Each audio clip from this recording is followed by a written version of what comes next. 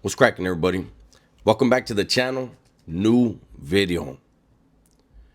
Today is June 29th, 2025.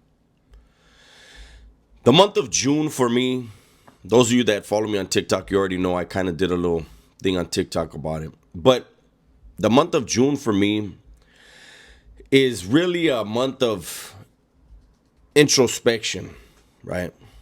It's a month for me to pay attention to what I'm doing. I have some serious things that have happened in my life in June. June 14th is the date where my mom committed suicide. June 12th is the date where my road dog died. June 27th is the day that I killed a man. And June 29th, today's date, is the date that I was arrested for killing a man.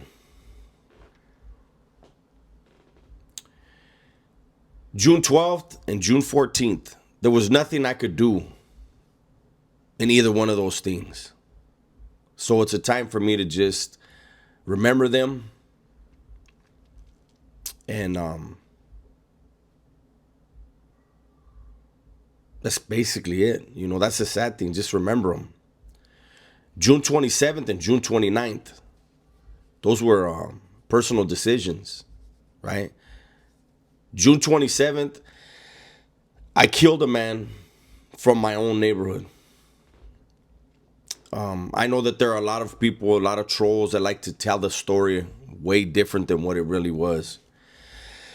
On June 26th, guys from the east side decided that it was a good idea to have a party, a little house party, a little get together at a house on the outskirts of my neighborhood.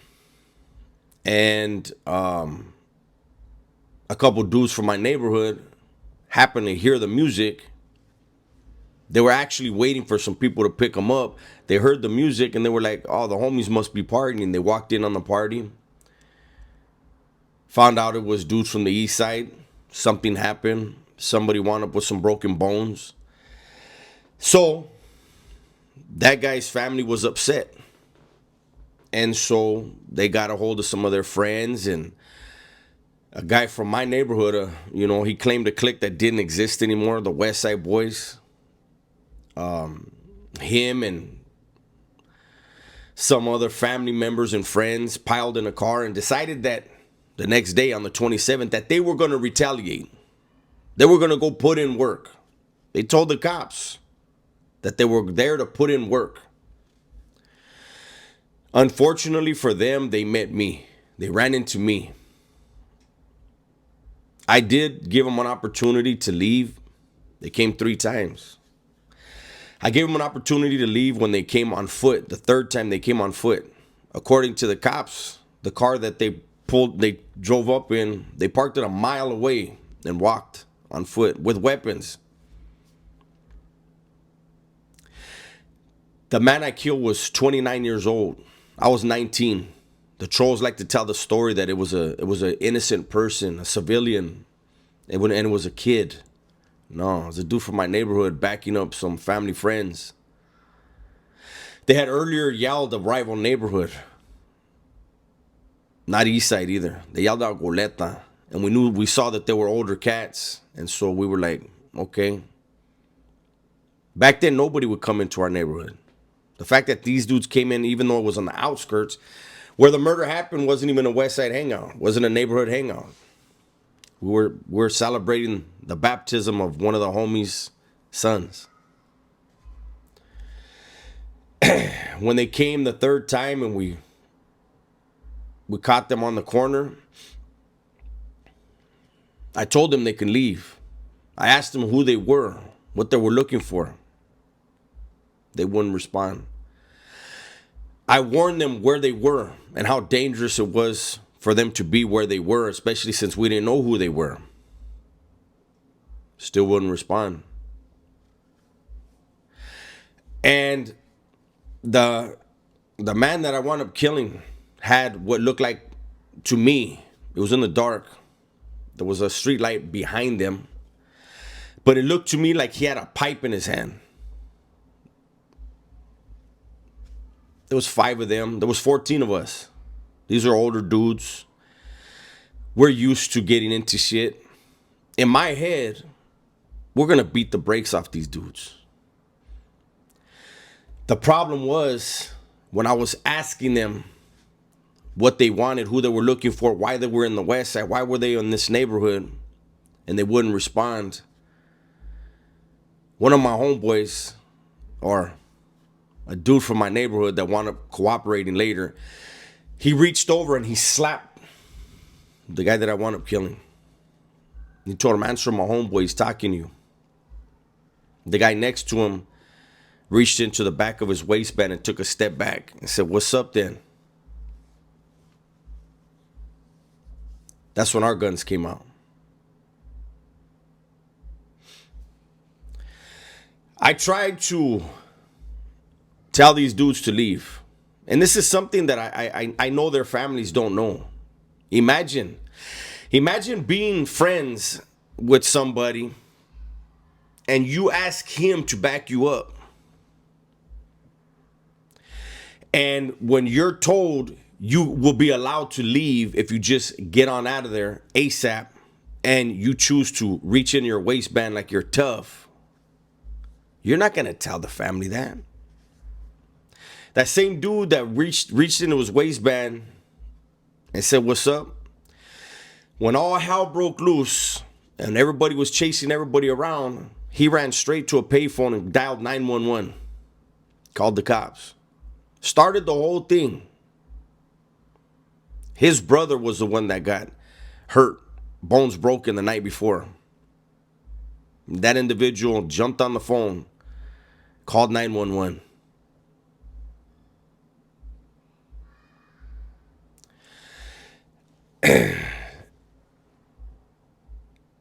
I can't justify killing anybody.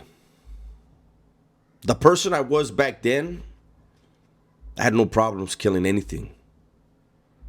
You come into my neighborhood, you disrespect my neighborhood, whatever I choose to do to you, you invited it.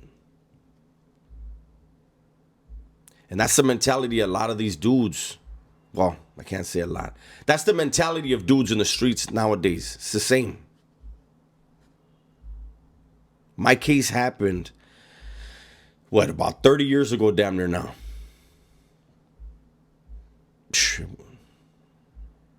It actually is over 30 years. Over 30 years ago. Over 30 years later, kids are still doing the same thing. People are pulling up in neighborhoods and getting their lives taken. I'm not supposed to be on the streets. I was never supposed to see the streets again. I knew that. That night. Look at, I've said this story's been told a bunch of different times, but I'm telling it again today because this is the day it happened, right? And I remember when these dudes from my neighborhood were loading up the guns. And I remember them saying, whispering to each other, one told the other, and they thought I couldn't hear them. The main dude that ratted on me told his road dog, who they were both loading up the guns, and he told the other one, hey, whatever you do, don't let him grab one of these guns because he's definitely going to kill somebody. He didn't say definitely. He said he's going to kill somebody. And I remember I looked at him, and I looked at my homeboy, my road dog, the one that passed away on June 12th. I looked at him, I said, man, you hear that shit? He just shook his head. I said, what the fuck we got guns for? Why are they holding guns? And sure enough, I wound up taking the gun from the guy that ratted on me. And I chased the man down. And I shot him in the back of the head as he was fleeing from me. As they were all fleeing from me. I was angry. I was under the influence, but that's not an excuse. I didn't kill him because I was under the influence of alcohol. I killed him because of my ego. In my mind, how dare you come into my neighborhood and not be afraid? How dare you not be afraid of me? So in my mind, there had to be a demonstration. This is what happens when you come into this neighborhood. I'm not proud of that. I'm ashamed of it. About 3 years ago, I was at a bar, and one of my victim's family members was in there. There's a woman. And she was sitting to the right of me. I'm drinking, she's drinking, but she was babysitting her drinks. And finally, like I can see she keeps looking at me. And I looked at her. And she tells me, I know who you are. I said, is that right? Who am I? And she said the name of my victim. And she said, he's my family. And I looked her in the eye and I said, look, I know it means nothing to you, but I apologize. I know you don't have to accept my apology. And I ran her down the whole story. And like I said, his family didn't know that. They had an opportunity to leave. And I told her, at the end of the day, even though they didn't take that opportunity, I had no right to kill him. I don't know what the dude that reached in his waistband, I don't know what he had in his waistband. None of us do. The only weapon found was the weapon on the victim. It turned out it wasn't even a pipe. It was a wooden stick, like a karate stick, because one of them was into martial arts and his father was an instructor.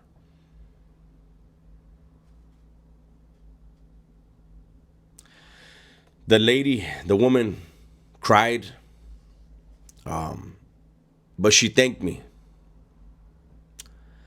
I doubt many other people in that family would forgive me, and I get it. I accept it.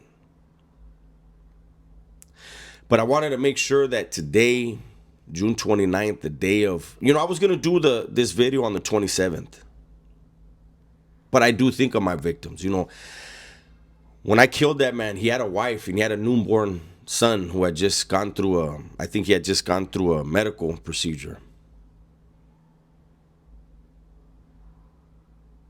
And I remember his friends on the stand talking about their friend and his wife and son.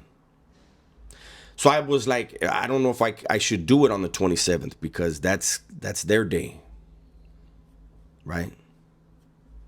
It's a horrible day for them. So I'll do it on the day that I was arrested. And my mother and my family became victims of my actions on June 29th. June 27th, I victimized a bunch of families. June 29th is when I victimized my own. June 27th is when I victimized my community.